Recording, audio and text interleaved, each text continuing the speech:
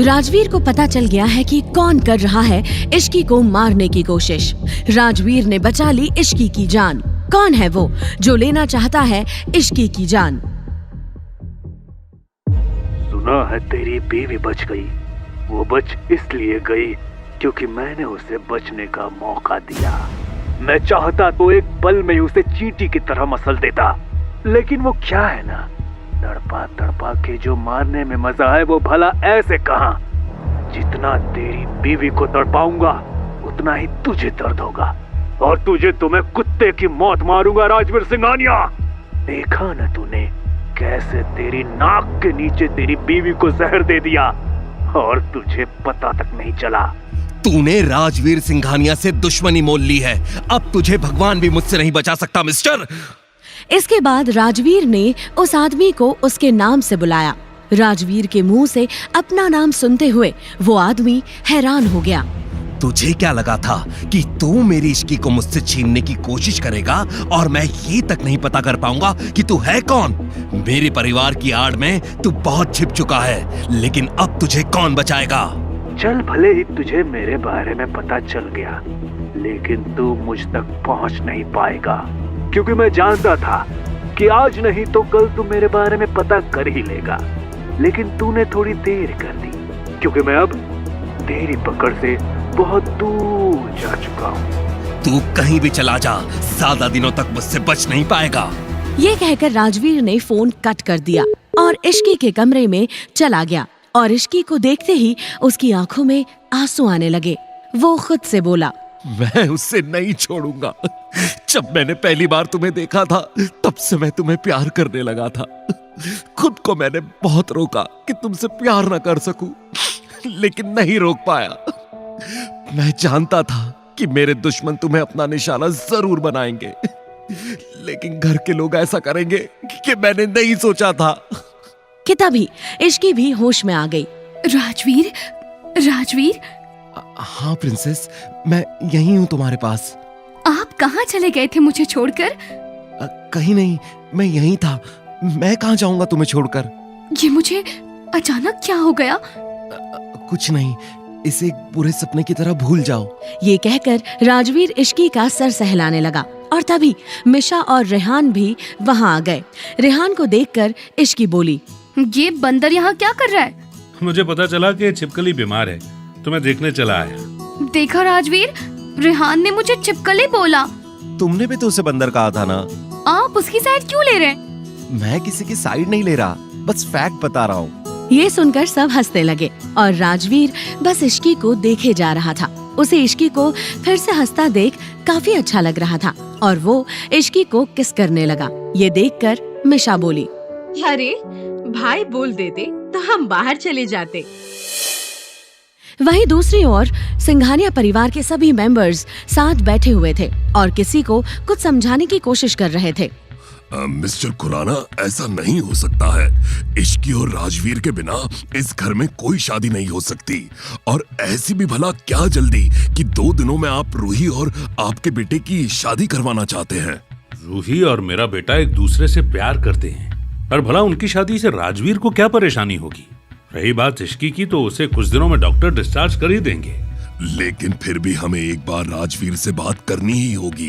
पर मिस्टर सिंघानिया, हमारे पास समय नहीं है। हमें जल्द से जल्द शादी की तैयारी शुरू करनी चाहिए।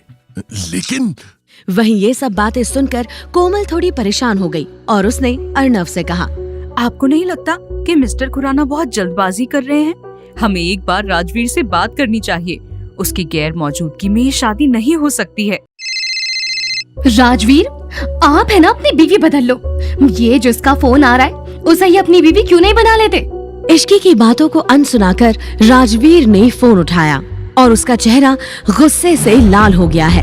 क्या कह रही हो तुम?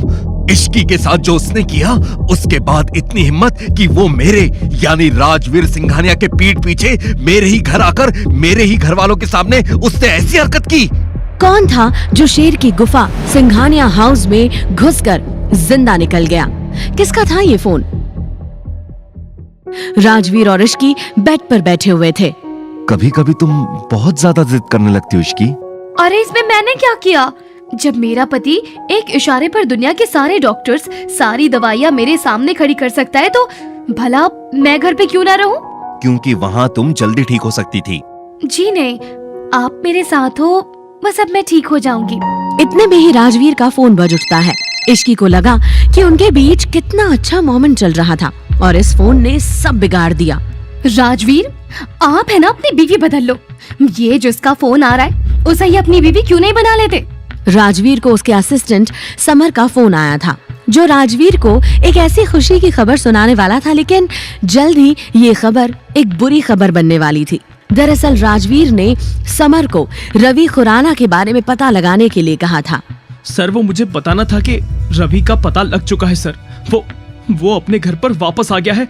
लेकिन सर। समर, क्या बात है? साफ साफ बताओ। सर, जिसे हम बाहर ढूंढ रहे थे वो आपके ही घर में था।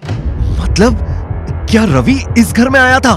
रवि नहीं सर, उनके पापा आज आपके घर आए थे रूही मैम की शादी की बात करने। क्या कह रहे हो तुम? इश्की के साथ जो उसने किया, उसके बाद इतनी हिम्मत कि वो मेरे यानी राजवीर सिंघानिया के पीठ पीछे मेरे ही घर आकर मेरे ही घर वालों के सामने उसने ऐसी हरकत की। मेरी बहन से शादी करेगा वो? सर, इतना ही नहीं, रवि के पापा ने एक शर्त भी रखी है। समर ने जैसे ही राजवीर को वो शर्त बताई, राजवीर सोच में पड़ गया। तभी राजवीर ने समर से कहा, ठीक है समर, उसने अगर चाल चली है तो पूरी बाजी तो खेलनी पड़ेगी। हाँ सर, मुझे भी लग रहा है कि ये कोई बड़ी चाल है। डोंट वरी, मैं तुम्हें जो काम बता रहा हूँ वो जरूर करना। इतना कहते ही राजवीर ने समर को कुछ इंस्ट्रक्शंस दिए और फोन रख दिया। राजवीर जैसे ही इश्की के पास गया, इश्की ने उसकी परेशानी पढ़ ली। क्या हुआ? सब ठीक तो है ना? हाँ, सब ठीक है।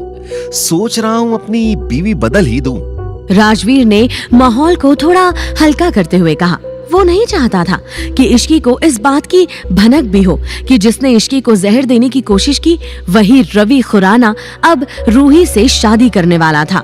राजवीर के दुश्मन का पिता उसी के घर में था और राजवीर कुछ कर भी ना सका। लेकिन बात इश्की और राजवीर के परिवार की थी, जिसमें आज आए तो राजवीर पूरी दुनिया जला देगा। और ये तो सिर्फ रवि खुराना था, लेकिन राजवीर के लिए बदले और प्लानिंग के बीच एक दीवार थी, उसकी बहन रूही के प्यार की दीवार। रूही रवि के प्यार में पागल थी। कोई भी कदम उठाने से पहले रूही की मर्जी राजवीर के लिए जरूरी थी। रूही, मिस्टर खुराना को क्या जवाब दिया आप लोगों ने? नीचे रूही, दादी और अर्नव बैठे हुए थे। पहले तुम अपनी राय बता दो राजवीर, इतना बड़ा फैसला हम कैसे करें? मुझे नहीं लगता कि इसमें इतना सोचने वाली बात है। शादी रूही ने करनी है तो फैसला भी उसे ही लेना होगा। बताओ रूही, क्या चाहती हो तुम? मुझे तो कोई प्रॉब्लम नहीं है भाई, पर उनकी वो शर्त। ये कहते ही रूही रुक गई। सब लोग राजवीर की तरफ देख रहे थे। उस शर्त को भी मान लिया जाएगा। तैयारियां शुरू करो। राजवीर और रूही मानेंगे कौन सी शर्त? रवि और रूही की शादी के लिए क्यों तैयार हो गया राजवीर? अपनी बहन के प्यार के आगे क्या घुटने टेकेगा राजवीर? या ये है राजवीर का कोई प्लान? राजवीर ने समर को कौन सी बात बताई थी? ये तो फुल एपिसोड सुनकर ही पता चलेगा। फुल एपिसोड सुनने के लिए डिस्क्रिप्शन में दी गई लिंक पे क्लिक कीजिए और वीडियो में पूछे गए सवाल का जवाब देना ना भूले, जिसका जवाब आपको मिलेगा उसी फुल एपिसोड में। कमेंट करने वाले 10 लकी विनर्स को मिलेंगे 500 कॉइंस। तो सुनते रहिए डेविल से शादी, सिर्फ पॉकेट FM ऐप पर।